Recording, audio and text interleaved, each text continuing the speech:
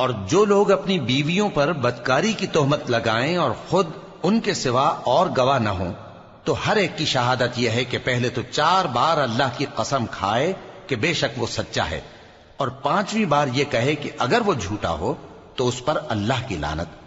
اور عورت سے سزا کو یہ بات ٹال سکتی ہے کہ وہ پہلے 4 بار اللہ کی قسم کھائے کہ بے شک یہ جھوٹا ہے، اور 5ویں دفعہ یوں کہے کہ اگر یہ سچا ہو تو مجھ پر اللہ کا غضب نازل ہو۔ اور اگر تم پر اللہ کا فضل اور اس کی مہربانی نہ ہوتی تو بہت سی خرابیاں پیدا ہو جاتی۔ اور یہ کہ اللہ توبہ قبول کرنے والا ہے، حکیم ہے۔ جن لوگوں نے یہ بہتان باندھا ہے وہ تمہیں میں سے ایک جماعت ہے، اس کو اپنے حق میں برا نہ سمجھنا، بلکہ وہ تمہارے لیے اچھا ہے۔